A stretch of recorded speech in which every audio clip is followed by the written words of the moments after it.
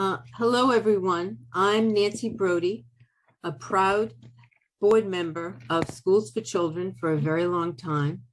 I'm the session host for Asking for Accommodations, getting the support you need when you need it. I just want to take this opportunity to apologize if I mispronounce anyone's name. I too am learning disabled, and for some reason, I sometimes still have trouble with names. So that being said, Regina Carey and Iram Chowhurley are providing technical support. And if you have any problems, please send a note to support@differentchoices.org. Thank you for joining us for this Different Choices Fair panel. It promises to be interesting, lively, and also very informative. I will introduce you to our Schools for Children Executive Director in a moment. But first, and he will also then turn over and introduce you to the moderator and the panel. But just a few housekeeping things first. We're putting them in chat also to make it easier for everyone. If you have any questions for the panel, please add your questions and answers, not to the chat. If you want to ask the presenters a question anonymously, just message Iram directly and we can ask for you. And if you have any technical problems, please put them in chat, not questions and answers, or send an email to support@differentchoices.org. Before we turn the session over to our moderator, I have the great pleasure of introducing you to Dr. Paul Stein, our Executive Director of Schools for Children. Dr. Stein has provided visionary executive leadership for Schools for Children since 2017. He's worked with our own special education high schools to begin transition programs and has encouraged opportunities like Different Choices. He was a former superintendent of schools and principal. He began his career as a math teacher in an alternative special education school setting. Meet Paul.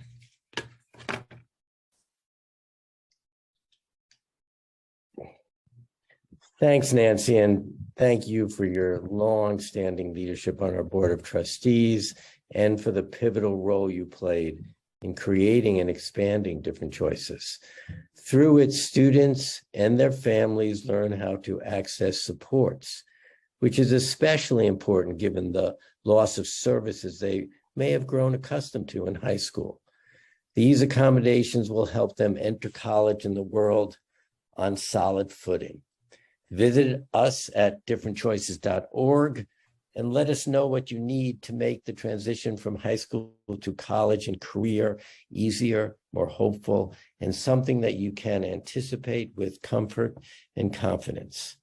I now want to introduce you to our session moderator, Katie Renke, Director of College Transition Programs at Beacon College. Beacon is renowned for its intentional, family-centered transition programs that provides psychoeducation, strategies, and experiences to prepare students and parents for life after high school. Katie? Thanks, Paul. Hi, everyone. Thank you so much for joining us this afternoon. I look forward to moderating this panel on accommodations and how you can access them effectively in both the school world and the working world after your time in high school. So I am going to go ahead and introduce the rest of our panel who you'll get to hear from today. First is Chelsea Cobb, who works at the Center for Psychiatric Rehabilitation at Boston University. Next is Zivin Drake, the Assistant Executive Director to the North Atlantic States Carpenters Training Fund. Sarita Nolan, the co-founder and CEO of Disabled in Higher Education and Disability Justice Advocate. And Ildi Seike, the college consultant in Educational Advocates College Consulting. So I want to take a minute to talk a little bit about accommodations in general. Some people may be very used to what is coming, or you've already experienced it. And some of you, this is brand new. And so I work in that transition process with students and families going from the K-12 environment to the higher ed environment. And the biggest change for families is that you change laws of support when you go from the K-12 environment and then step out of high school. So you will be now under the Americans with Disabilities Act to receive accommodations. And this is different because you hold the power under the Americans with Disabilities Act. To receive accommodations, it is up to the person with the learning disability or the disability in general to come forward and to disclose that information. And that process can look a little bit different depending on if you're going into the college setting or into work setting. And we're going to talk about that through this panel. But it is something that is a process. And so if you're unsure of what that process looks like, I encourage you to reach out to professionals that you're working with, either in the workforce or at the college of your choice, and they can help walk you through that process. But the biggest piece of this is that in your K-12 education, parents that have joined us, you have likely been your student's best advocate up until now. And now, students, it's your turn. So you truly are your biggest and best advocate because you are the one that is the one that's experiencing all of the things you're experiencing. So we encourage you to ask for help. Receiving accommodations is sometimes, I feel like students see it, that comes with stigma, and that's unfortunate, but we encourage you to use your accommodations because it can help you be so successful in the college environment. And so we are going to talk a little bit more today about how you can access those things. If you have specific questions about an individual university or college or workforce that you're going into that you have questions about, please let us know. We can also connect after about individual questions. I'm happy to help in that way. So I am actually going to go ahead and pass this over to Chelsea. And Chelsea, our first question is, what types of accommodations and services are available for students who identify as having a disability in college, and are they the same at all schools? Thanks, Katie, and hello, everyone. I'm so happy to be here. So I'm going to talk a little bit about the different types of accommodations that are available for students in college and universities. And to address the sort of first question around, are they the same at all schools? I will say under the ADA, American Disability Act, the accommodation, as long as it is reasonable, and what reasonable is, they outline, so I'll get to that. But as long as the accommodation is reasonable, then it should be the same at all schools. Now, we all know that that can look different. However, if that ever comes to be something, a barrier that you cross, there are professionals to help you self-advocate and navigate that as well, which I know we're going to get to. So some of the accommodations that I'm going to touch on are classroom accommodations, accommodations for exams, accommodations for assignments, and then more administrative accommodations that maybe we haven't thought of yet. So for the classroom accommodations, we sort of have broken it up into two sections around the individual and then around the lecture accommodations. So for the individual, there is such accommodations like preferential seating. So if you prefer to be in a certain seat, whether that be near the front door for easy access to exit if you need to be, or to be up front to reduce any kind of auditory or visual distractions. There's also accommodations around a coach or mentor, or even an assigned classmate, somebody who can accompany you not only to class, but also help you within that classroom. So whether they be taking notes for you or providing informal support, there are options to either have sort of more of a coach or mentor or a peer do that. Something that I love to tell students is beverages permitted in class, because I think oftentimes if you are feeling anxious, you might get a dry throat, or you might also feel nervous, and having something cool to hold on to can be helpful. And also in terms of maybe feeling tired due to numerous reasons that we could think of, you can always use that to alleviate some of the exhaustion that you might be feeling. Another accommodation is early availability of syllabus and textbooks. I think this is really important, especially when you're navigating what classes to take. If you get the textbooks and syllabi early, then you're better able to navigate, okay, is this a class that's going to help me achieve my goals around strengths? And also, what are the potential barriers I might see for myself in this class? Some other accommodations that are more lecture-based is you can have prearranged breaks. So students can ask for breaks to manage anxiety and stress, but also to manage restlessness. So we often think about if a student feels distracted, getting up, taking a break, and coming back can oftentimes really help in navigating the classroom. There are also audio recorders, note takers, and then using even other students' notes. So those are some of the in-classroom accommodations. If we sort of move on to the test or exam accommodations, we can look at different things like a changing and testing format. So for students who are maybe more auditory or oral, maybe shifting from the traditional pen and paper and using our words or even more something more interactive to complete an assignment or a test. We also can look at things like extended time allowed for exams and also for those exams to be proctored individually and given either orally or typed out. So if you are somebody who needs a different format in terms of how the exams are delivered, that is something to advocate for and to have a conversation with the Office of Disabilities at your college or university. Around assignments, some things that maybe we hadn't considered but are available are substituted assignments. So switching something out for something else, whether that be changing up the exercise or even changing up the delivery of the exercise to best meet how you're going to be successful. We can also advocate for advance notice of assignments to help students anticipate and plan, and also carve out that not only workload, but also your energy around what that might look like, knowing that that ebbs and flows as well. You can also advocate to extend time to complete assignments. You can also have assistance during a period of difficulties. So if something came up and you were unable to complete the assignment, using something like an incomplete or a withdrawal, as opposed to having to get a failing grade in that class. Some things that I think are important to note that aren't necessarily along the traditional lenses of being in a classroom or taking exams are the administrative accommodations. And so I think those are really important to touch on. So I'm going to run through a couple of those as well.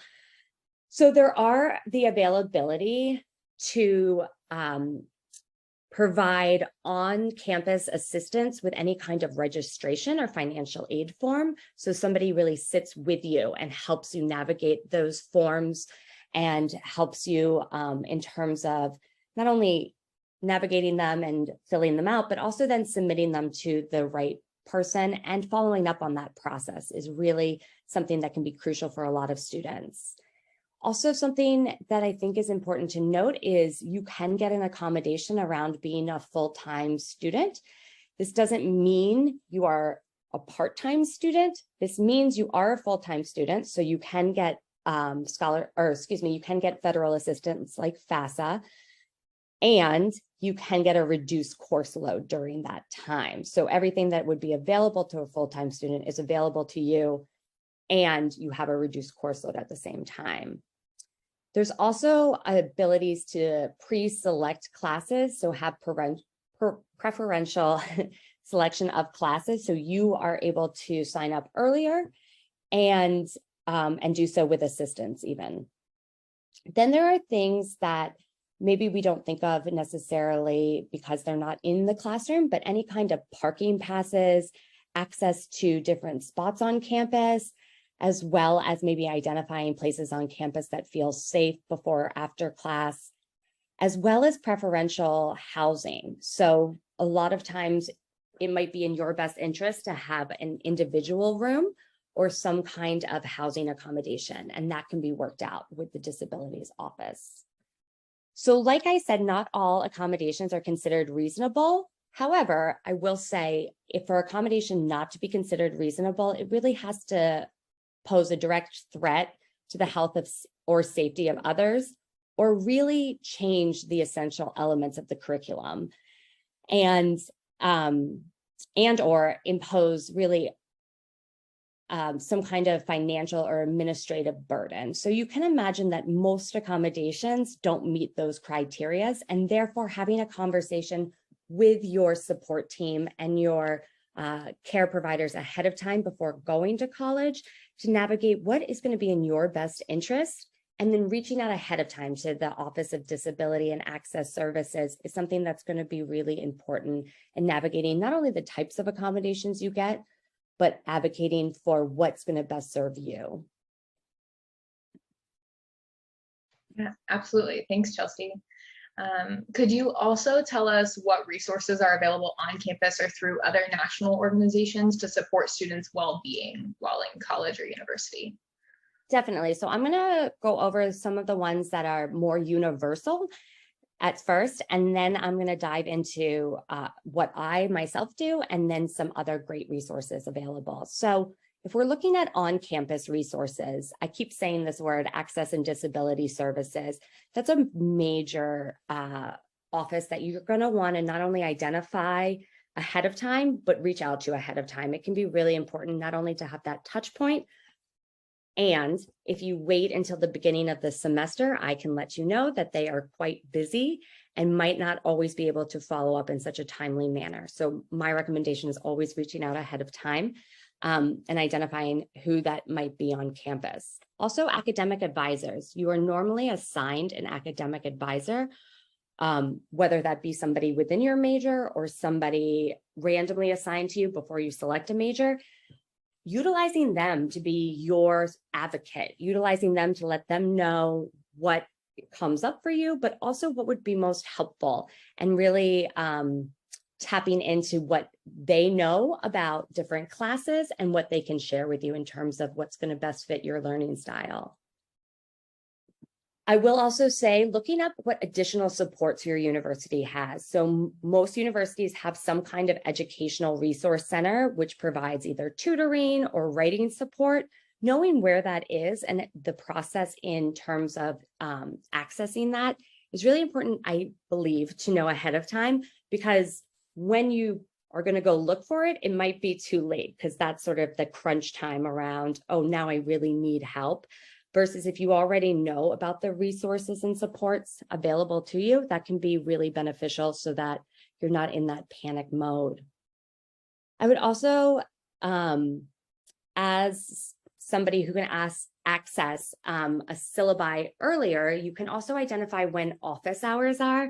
I think oftentimes students can become nervous to go talk to the professors. However, that is why they are there, to be a source of support and also to be able to connect with students. So even if they feel intimidating, knowing when their office hours are and accessing them, because that's going to give you a leg up on just sort of that connection and rapport even. Counseling services, I will say, I highly recommend, if you are somebody who knows you would benefit from that, reaching out early and figuring out the best ways to go about not only accessing those services, but also then setting up an appointment, whether that be individual counseling or group support. Then there are on-campus student groups and activities. I know Active Minds is a mental health nonprofit organization that is on most campuses, and that's a great resource. Other student organizations that you identify with can also be a great resource in terms of support and also helping you navigate the new system you're entering into. I will just sort of highlight what I do. I work at the Center for Psychiatric Rehabilitation at Boston University, and I co-direct the college mental health education programs, which I know is a mouthful. However, what it really is it's supported education. So it's working with students to help them achieve what their goals are. And we do that through coaching, which is a one-on-one collaborative process. It's not counseling. However, we do advocate for people to get counselors. And then we also work with students around building up academic and wellness resilience. And we do that through not only open enrollment classes, but we also do that through peer-run activities. So those are all things that are open to any young adult in the world, since we are both virtual and in person. Awesome, thank you. So I think, something that Chelsea has said a lot, and I think you'll hear from our other presenters as well, is that this is student driven, right? So the student is the one that will reach out, and the student is the one that will receive these resources, which is a big change from high school. So Ildi, could you talk about how a high school student learns what accommodations are available at different colleges and what students can do prior to arriving at college to access these accommodations once there? Sure. Hi, everybody. One thing I want to reiterate is that be familiar with your evaluation. I worked at Boston College and Northeastern for a decade, and a lot of students came to my office and they were not able to articulate the accommodation needs they had. So the more familiar you are with your evaluation, and just make sure before you exit high school that it is actually up to date and it's current, and be able to say, hey, these are my accommodation needs, these are my strengths as a learner, these are my weaknesses as a learner. And that part should be, the accommodation should be part of your research when you're finding the right fit of colleges for you. And I cannot emphasize, because Chelsea said a lot of very important things of accommodations that are out there, but not all colleges are created equal. There are like 4,000 institutions in this country, and by law, the 504 civil rights and the ADA federal rights, colleges are only mandated to provide the basic accommodation needs. However, a lot of colleges go above and beyond, and this is where you come into place. Is you need to start researching of what kind of support do they have. A lot of colleges have a coordinated support. They offer executive functioning workshops. They have academic coaches on staff. Some of them have structured programs, right? It might be a fee-based and you have to apply into it. Like some colleges like University of Arizona, you apply into their SALT program, which is a structured program. At the same time, you're applying into the institution. Or Northeastern University, you actually, once you get accepted, you can apply into their structured program. And they are very hands-on program that will help you with the transitioning and academic coaching. So again, I cannot emphasize how important it is to start researching the institutions. If it's a large institution and you find their disability/accessibility office, they can use those terms simultaneously. Or if they only have one professional staff member for 15,000 students, then you might want to evaluate, like, hey, how much hands-on support will I have? Or is there anybody else that will allow me to be successful at the university? If you have a specific learning disability, ADHD, that's who I primarily worked with at Boston College. Some of, you have to think about what are some of the accommodation needs you have, and will the institution be able to provide that for me? And a lot of things that Chelsea mentioned, for example, Boston College will view that as a modification rather than an accommodation. So, for example, if one of the courses requires a lot of writing and you're requesting that I want to do an oral presentation instead, therefore, like, for example, for a school like Boston College will be an unreasonable request, because part of the curriculum to pass the class will be you have to provide papers. So what I recommend is do your research, which school you want to attend, and reach out to their office. And yes, some of them, that people who work there get really busy, but they will be willing to work with you and meet with you, and they can explain the support services they have.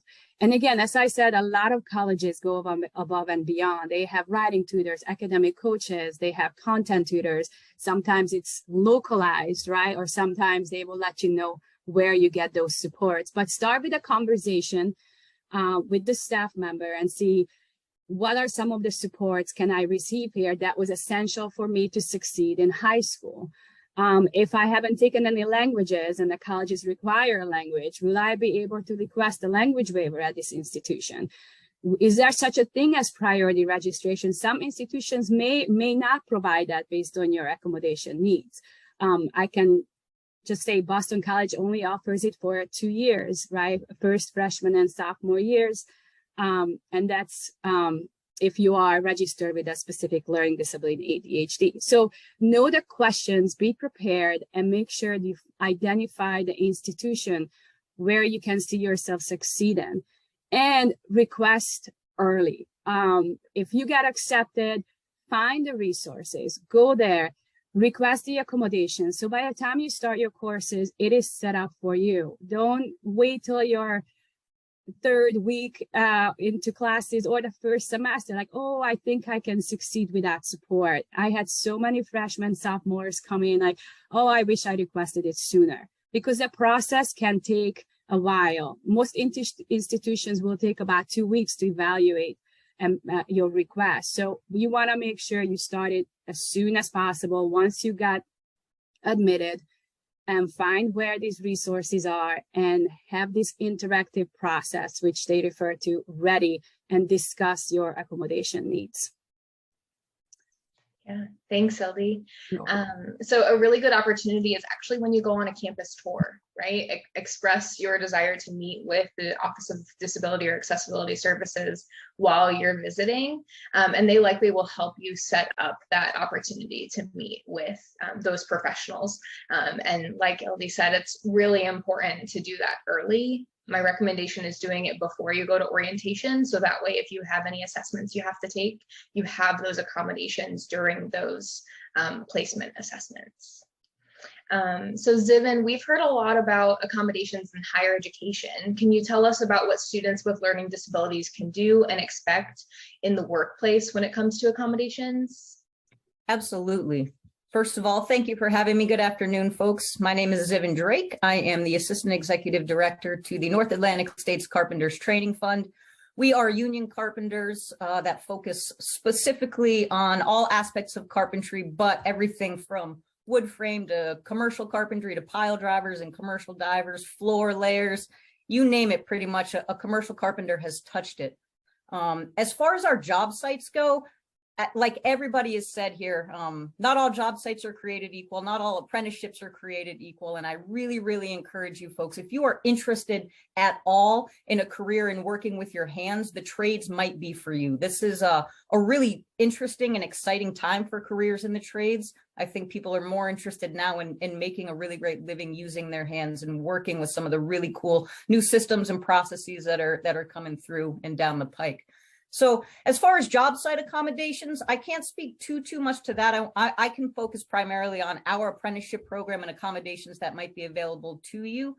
Please understand that our 4-year apprenticeship program is a mix of on-the-job learning as well as classroom instruction.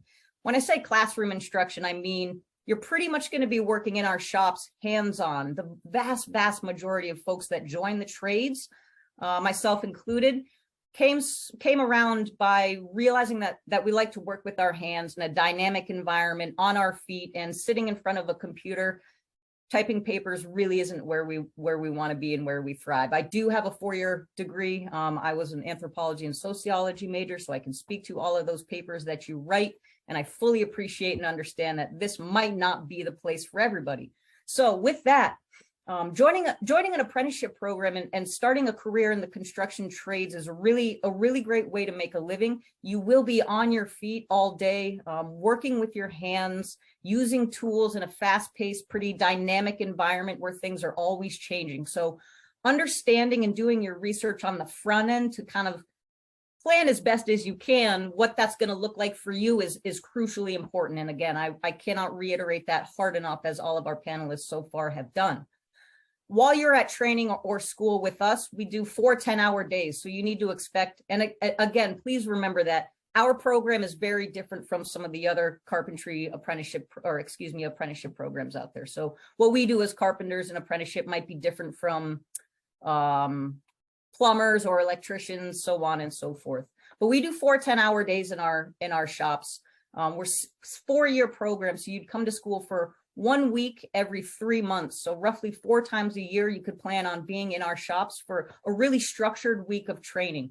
We understand that working out in the field is sometimes fast-paced, it can be stressful, and it can be hectic. It's a rigorous job site out there, and production is really important. But coming to school is the time and the opportunity to slow everything down, ask questions. There are no dumb questions when you come to school, right? That is the absolute your time to shine. Our class sizes are very, very small. We are typically 10 to 12 in a class maximum. So you will get a lot of one-on-one training, a lot of one-on-one instruction, extra help as needed.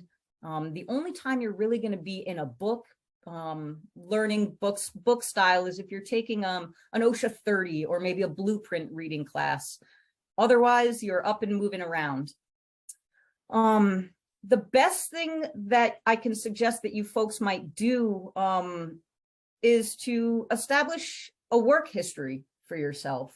We're looking for individuals who are reliable and dependable, and knowing that you're going to show up and you're interested in this type of work is really important. So even if you're graduating from high school and you don't have a long established work history yet, having any type of work history proves and suggests to us that you're able to show up and be reliable and be counted on, which is more than half the battle in careers in construction. We also recommend, if you're at all inclined or interested in the trades period, there are a lot of pre-apprenticeship programs that are out there right now. There is a lot of grant money being thrown towards skilled trades education right now. Do a little research and try one of these pre-apprenticeship programs. They vary in length. Most of them are free. Some of them have income restrictions, but do some homework around the area that you live and see what pre-apprenticeships might be available to you. Some pre-apprenticeship programs dabble in all different aspects of the trades. They might get you your hands into carpentry as well as plumbing or pipe fitting or electrical work, laborer work. Some are a little more focused. We have a few pre-apprenticeship programs that we have put together, my organization in collaboration with other community groups, so on and so forth, that focus solely on carpentry. So if you know that you are interested in carpentry and you want to focus on that for 3 months and really try this on before you commit too much to a 4-year program in a full apprenticeship, I really encourage you to go that route as well. The more homework and more research that you can do, again, like all of our panelists so far have said, the better. You know, you can research all day long. We fully understand that, but when you actually get out there, life can be different. I would recommend that you advocate for yourself. If you know that you have, you know, you're not great at looking at a piece of paper and reading those test questions, we are happy to read them to you, but we can't help if we don't know. So please let us know how we can help. We're happy to, but again, if you are at all inclined towards working with your hands, being on your feet, teamwork is a really big part of working in the trades as well. You're going to work alongside a whole host of people that may or may not look like you.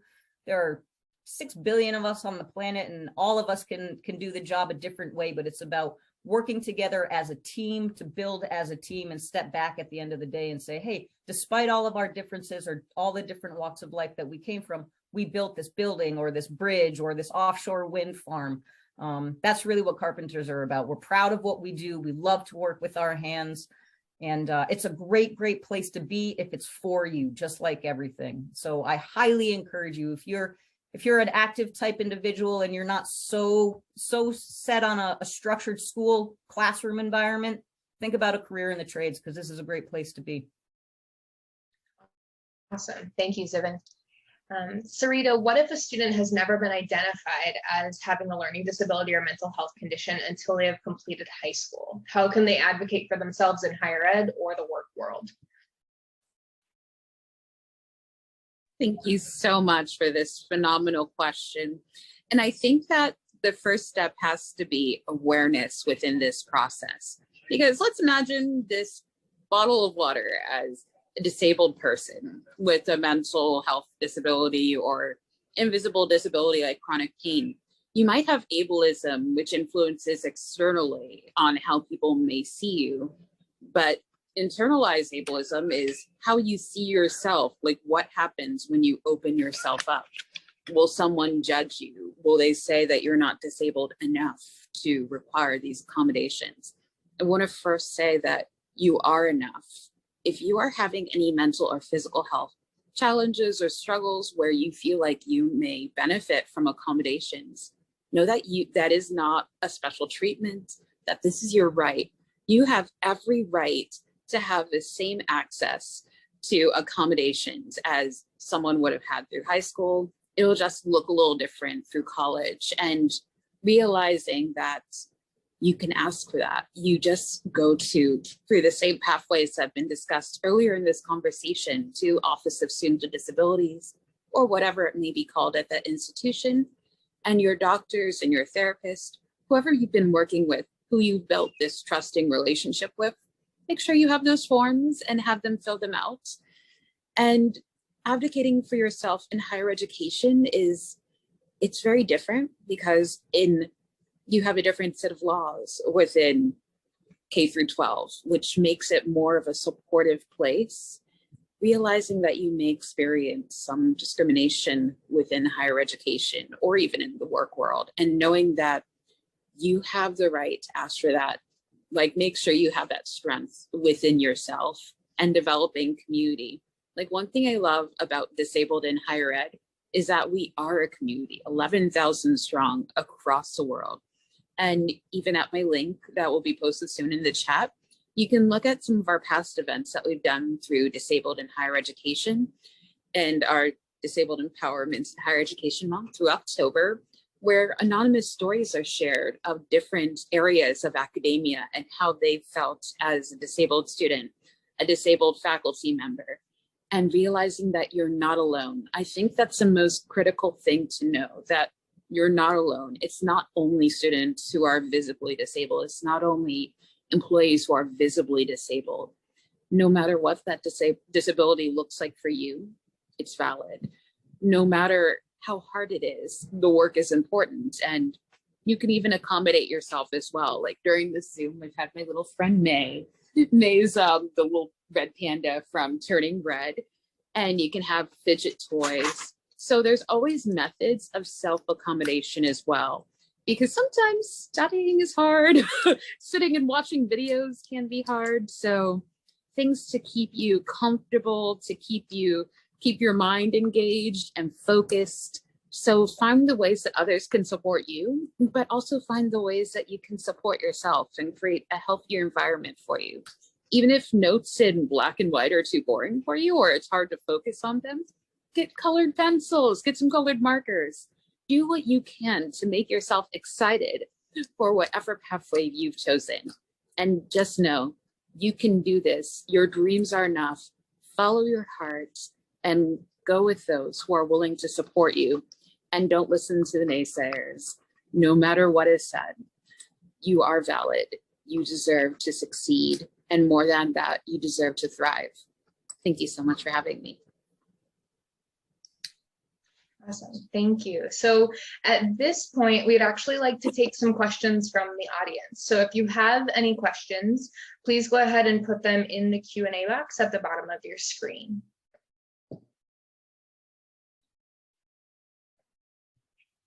We do have one question that's been asked, and I think Ildi, and then maybe Chelsea, if you have anything to add to it.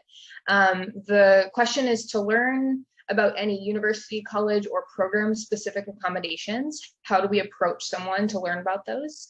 And then do we first apply for a program and after acceptance we ask for accommodations, or you do them at the same time?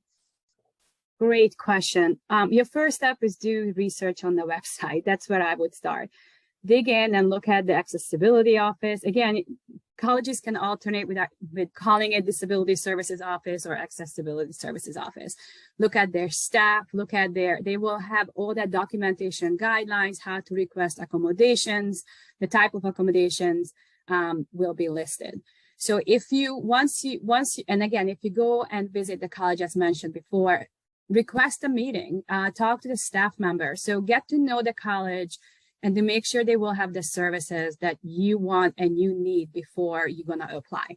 And then once you apply and got accepted, that's when you request accommodations. And then you have to get an acceptance first, and then you go through the office and request accommodations. However, here's a big however, right? If the college has the structured program that I have mentioned before, and that's aside, it's not part of the Disability Services Office, but they work very closely with the Disability Services Office, and they provide additional support. And if you feel like they provide the support you will need, and you want to apply into that, you have to look at their website and see how they accept those applications. And that's where it can be a little different. Again, this is aside from accommodations, if you need that additional support. For example, Northeastern University has an additional support services, but you have to be accepted first to the university before you apply. However, University of Arizona SALT program, they have done a phenomenal additional support services. You have to apply at the same time as you're applying into the college, right? So that's where the research becomes very important for you. But to request accommodations, you have to be accepted to the university first.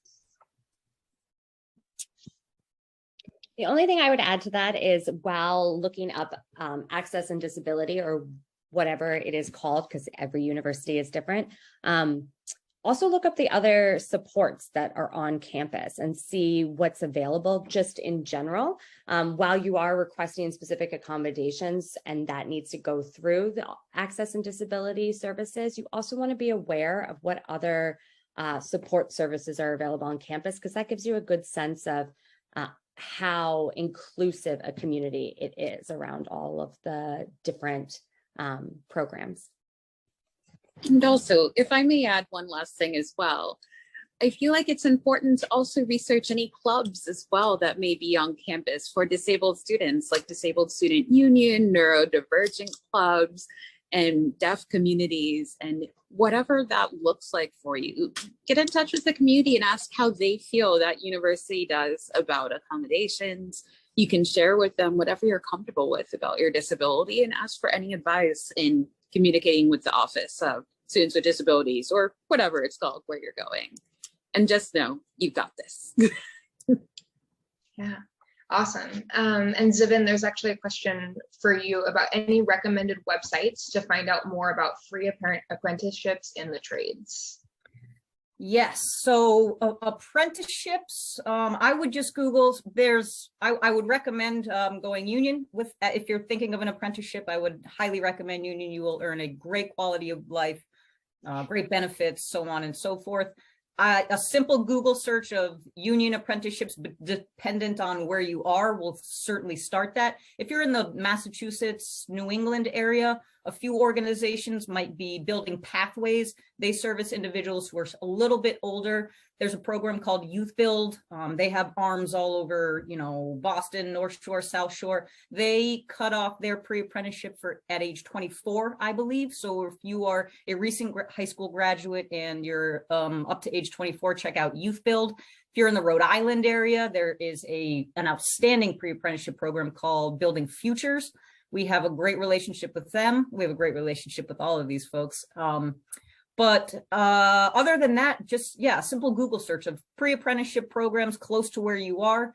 And certainly I am happy to answer any questions if I can figure out how to get my email out to the group.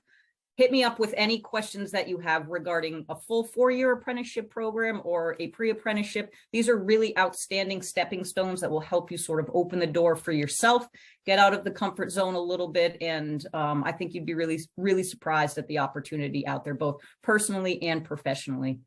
We also have articulation agreements with many colleges in the area. So joining an apprenticeship right now and becoming a tradesperson doesn't close the door to higher education to you in the future. If you so choose to go to Wentworth or Ben Franklin Institute of Technology, or a lot of the SUNY, Alfred State for our New York State constituents, that door is open to you as well. You might find that a couple of years into apprenticeship, you're really ready to take that next step. And there are certainly avenues that we can help you explore should that time come. So I'm happy to put my email somewhere if someone just guides me as to how and where I might make that happen. Do not hesitate to reach out. Anybody out there, I'm happy to point you in any direction that you may need. Awesome, thank you. Are there any other questions at this point? I don't see any in the Q&A, but this is your chance to hear from our wonderful panelist.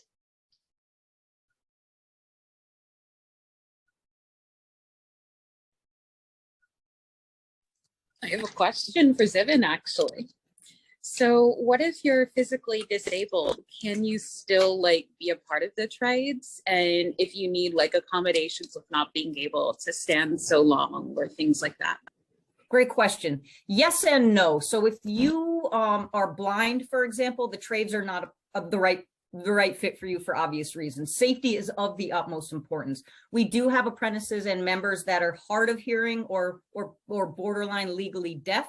We, at that point, will try to get them into a career that is more suited to safety in that respect. So there are a lot of ways, as I mentioned, that you could become a carpenter. If you're hard of hearing, I'm probably not going to I'm not going to suggest a trade where there are a lot of cranes and heavy equipment and moving parts and pieces around, because you're not going to be able to hear those auditory signals that are going to keep you and the rest of the job site safe. However, there are lots of areas within carpentry, floor laying, for example. They're the last folks on a job. They are always inside. It's always climate controlled. They're on their knees a lot. So that's something to consider. If you need to take breaks, certainly those are encouraged. The days of working your fingers to the bone in construction, for 12-hour days without any breaks. No, we're union carpenters. We get a 9 o'clock break, a healthy noon o'clock break, and then usually a 3 o'clock depending. So sort of focusing on the health and well-being of all of our members is that culture that we're trying to change in construction. This is a long way to go. We've come a long way, and certainly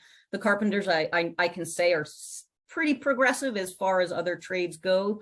But we are really trying to remind folks that it's not about working 60 hours a week and selling your soul to the contractor. Have a quality of life and take care of yourself. But certainly physical limitations are not a concern. That's not quite the word I'm looking for, but something to be considered. Absolutely. If you cannot be on your feet for 8 hours a day, and that's really going to be a struggle, probably not a good fit for you. If you need a slight accommodation here and there, let us know and we can have that conversation.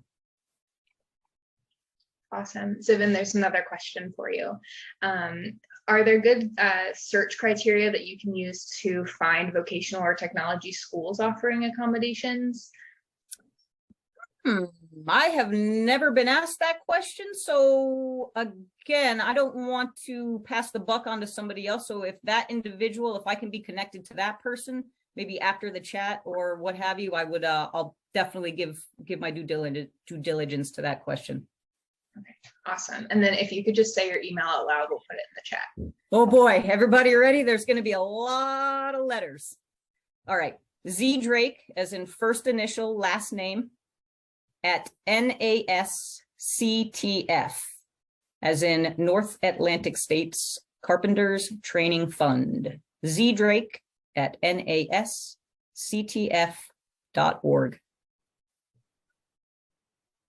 Awesome. Thank you. It's there.